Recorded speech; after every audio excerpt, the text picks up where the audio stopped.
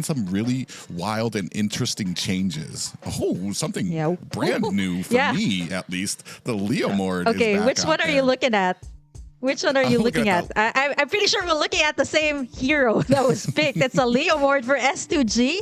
This is Jungler Leomord. Wow, this is like throwback to like 2 patches ago that the Leomord was just so good until it was nerfed and eventually it left that top spot. Yeah, I do like what you mentioned about the Ruby. It has been on the ban list. Like I think she is currently at least in the top 10 most banned heroes. So this is really scary for the side of S2G. What I'm worried about is how the mid lane will go though. Like how will that matchup be, since Valentina is more of like getting in those really important ultimates. So will it be like more of like team fight eccentric, or is it going to be like more of farming up before you go in for the team fights? Yeah, and that's the really interesting thing here, especially on the side. You've got a very good mix, I want to say, from both compositions with when it comes to the damage. Leomord on one side, you got a Paquito on the other side. You've got the CC heavy, and the wave clear in the mid as well from Aurora and from Valentina. And then just that tankiness and setting potential from both teams. So it's going to be really interesting to see who kind of prevails here. If it's going to be the compositions, or more or less if it's going to come down to the macro and how well these teams can kind of rotate and find those ganks in the side lanes in the early game. Yeah, I think the focus is going to be more on the XP lane lately, because that was one of the changes that I've seen, like especially since the CC came out in the Ruby. Like all of the resources, instead of the gold lane, like it seems to be like a lot of the teams go for pressuring the XP lane that can really carry your team, or at the same time create that pressure when it comes to taking in objectives like the Turtle and the Lord. But here it is, Private. I can't believe we're saying this. We're gonna be heading over to our very first match of the day. It is gonna be S2G versus Twisted Minds here for our very first game in this BO3. Really exciting here, especially because you mentioned about the priority onto the XP lane, which kind of leads into like the next point that has been a little bit of a minor change, where the Turtle and the Lord cannot really be pulled out of the pit. So you really have to dedicate all of your resources. You really have to want and know that you're going to be able to take these objectives and deal with the oncoming, I want to say, offense from the enemy team. So that's going to be another factor here as we move in here. Opening, I want to say, minute and 26 seconds here. Yeah, looking at the Twisted Mind here, this should be a very early game composition. I'm looking at an Arlot that is going to be used as the roamer here for the side of Twisted Minds. A lot of CCs as well that you did mention earlier. So if S2G has the Ruby and Minotaur for the side of Twisted Minds, it's going to be in the form of the Arlot here. So we're seeing there's a little bit of a gold advantage here to Twisted Minds, all because of the early game advantage that they have with the Martis. They're already positioning themselves here on the Turtle Pit, looking to take in that first objective.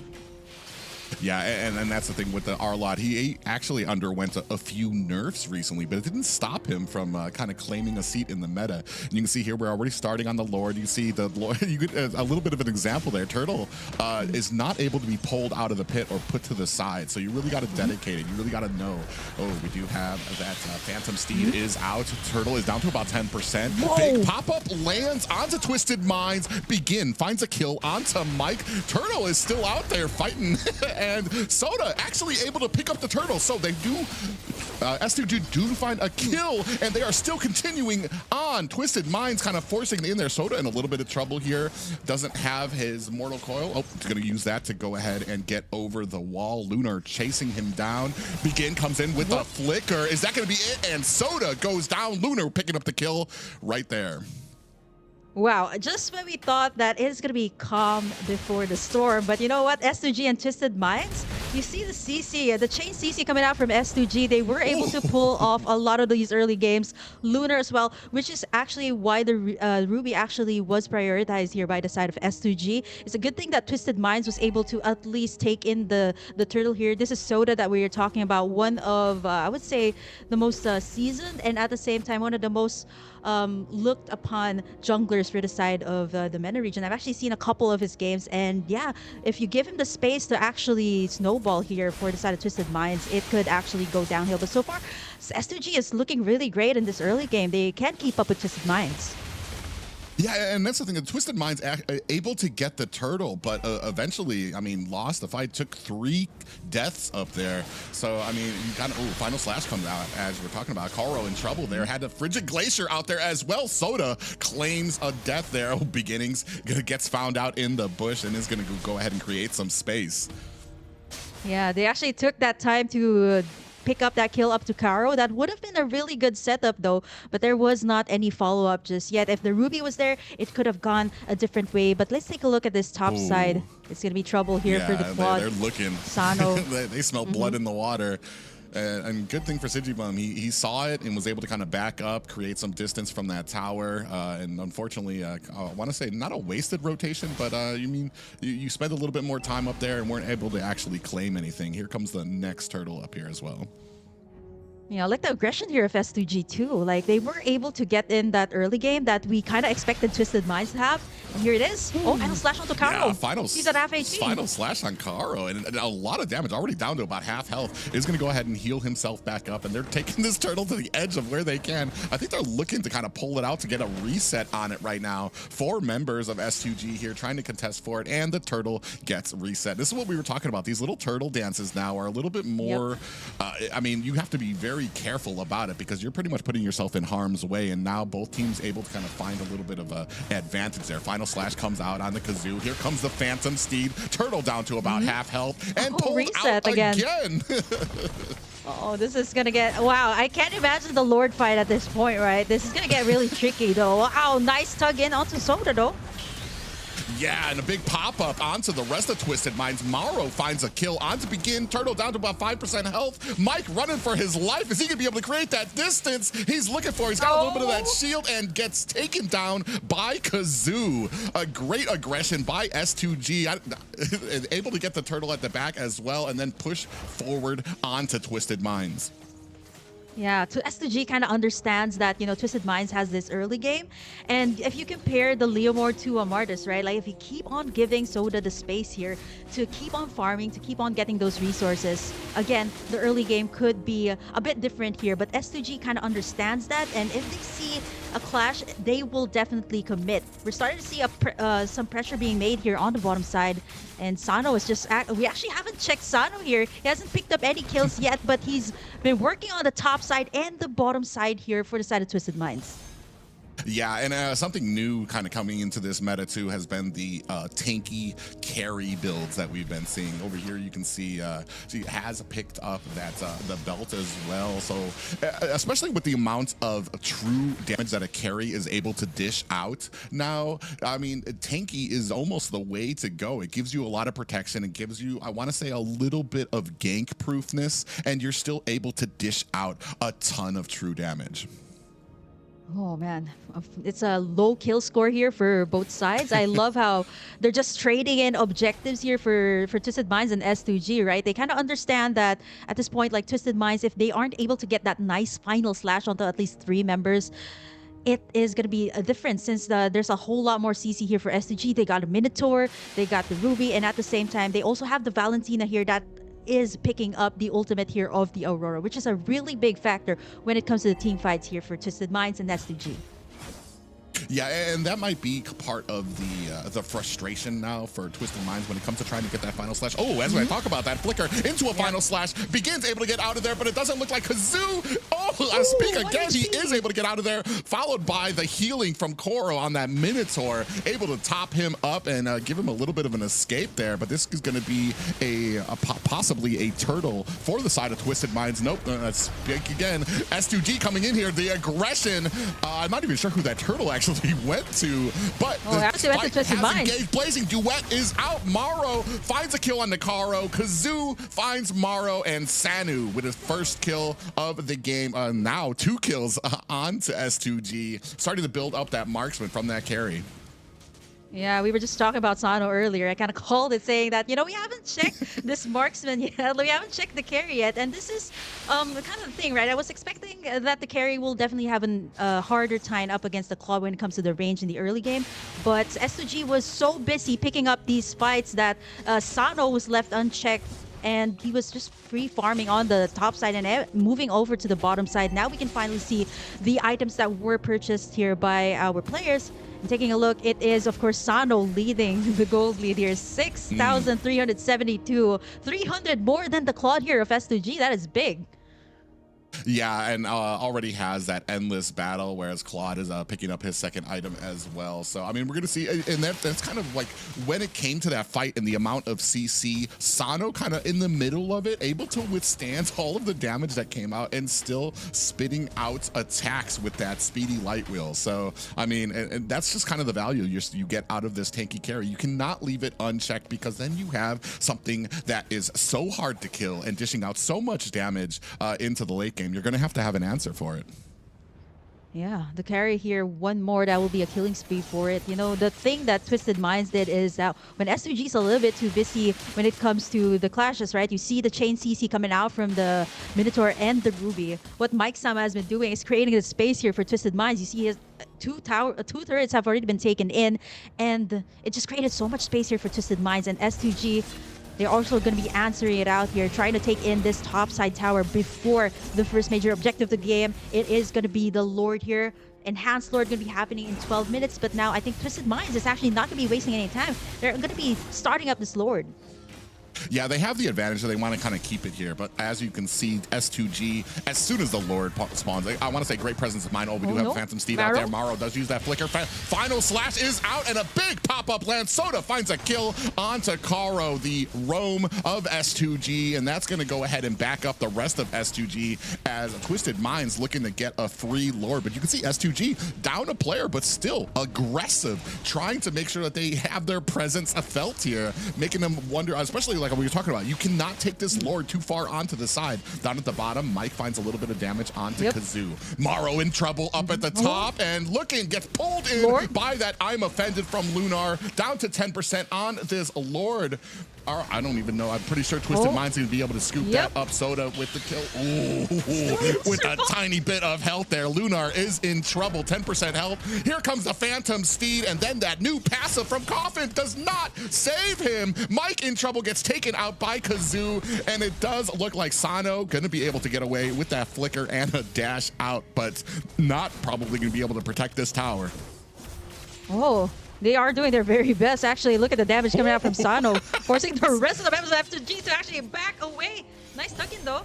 Lord is going to be taken in by Twisted Minds. That tower?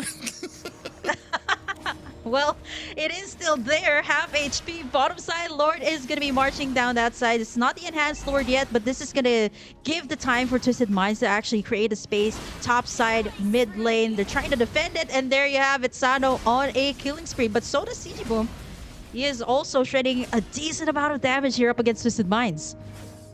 Yeah, I want to say both of these teams doing such a great job knowing the limits of their characters, knowing and being able to protect things when usual teams might have to back off and maybe give up a tower. They're still able to find, even when it comes to two. And we even saw when it came to that Lord clash, there was basically a 2v5, but still able to find an advantage. S2G comes in, doesn't get the Lord, but is able to find some kills as well. But Sano, man, is a monster, getting all over the map right now and able to take down these towers.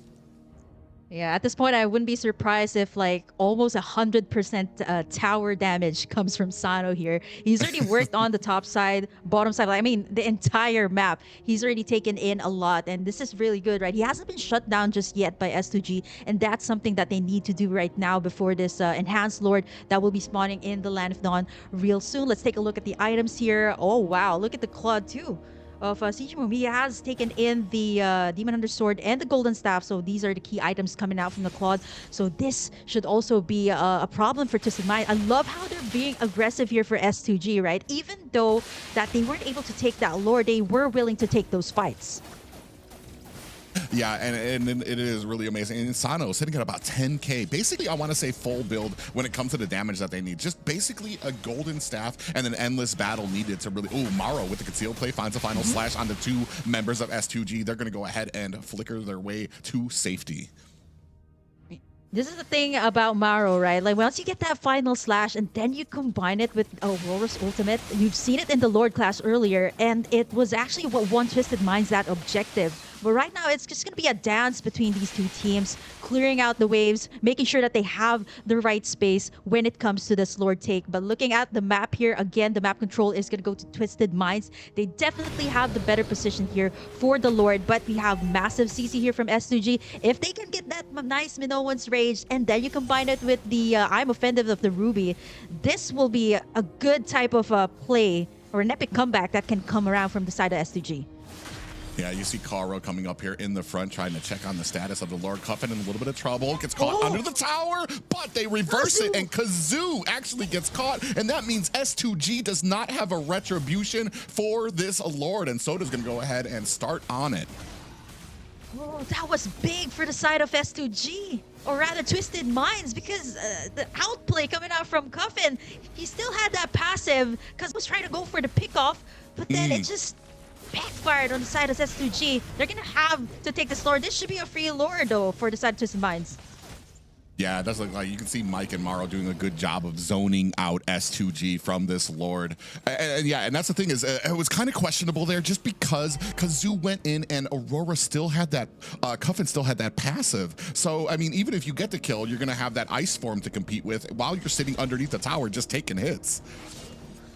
Yeah, it's kind of like the passive of the Nana, right? Like, you don't know when it has that passive, and it has that second chance. Pretty much like an immortality, I would say here, which is one of the good things that I have seen in the revamp of the Aurora. I love how they added that. But here it is, the enhanced Lord for the side of Twisted Minds Private. It is going to be marching on the bottom side. So let's see how Twisted Minds will try to pressure in S2G here. But we're waiting in for the setup here of Caro with that Minotaur. Yeah, you can see the final slash came out there, and actually now Maro takes a heap of damage underneath the turret. Caro able to find the kill on there, the roam. Soda here looking to press on to Lunar, who's going to go ahead and put the last touches onto that Lord. Really interesting. Oh, final slash comes out there as well. Cuffin in a little bit of trouble. Look at the amount of CC and damage coming out. Blazing Duet finds, he's not able to find Aurora. He's trying though. Lunar finds a kill onto Mike, and Soda and Sana go down as well. Cuffin alone, no passive on him. Is he going to be able to get away? Look at the freezing. This is what I was talking about. The CC from this Cuffin right now, but it is not enough. They are able to chase him down. Oh, a wipe. Can they go for a straight push here? Okay, Maru is back. 20 seconds for the rest. They have that minion. Let's take a look at that replay there. What happened, Private, is that there was a massive chain CC coming out from the side of S2G. Then the Blazing Duet coming out from CGMO onto the backside, was able to shred apart the backlines here at Twisted Minds. I like this chase coming out from Cuffin. There's no passive left, and they got in that wipe. Oh, no, this might be it. They tried for it, about 10%, and that's going to be it. S2G able to turn the tables at the last moment and get themselves their first victory. Just happened there. But that one wipeout, they were able to get it a victory. I thought it could have been at least like they could have at least bought some time, right? Because Mario was back up and the rest still had like a few more seconds, but that was one straight push after that single wipeout. That was what I was talking about, the combination of the Ruby, and then you got that Minoan's Rage onto like 4 and the Blazing Duet too at the backside. We can't forget that. Yeah, well, I want to say, like, I mean, it was amazing. As soon as the Blazing Duet came out in that BMI, he was deep into the back line, absolutely shredding them. And even when the Blazing Duet, they hadn't killed them and Aurora's passive had gone off, he still had enough damage to chunk down 2 more players, and then they were able to kind of chase down the Aurora as well. So, I mean, man, a great play there, especially being able to get deep into the back line like that, where I want to say they were having issues taking down the CC of the Aurora, the damage from the carry, and they were able to kind of find the answer there at the last, especially coming off of a defensive push from the Lord.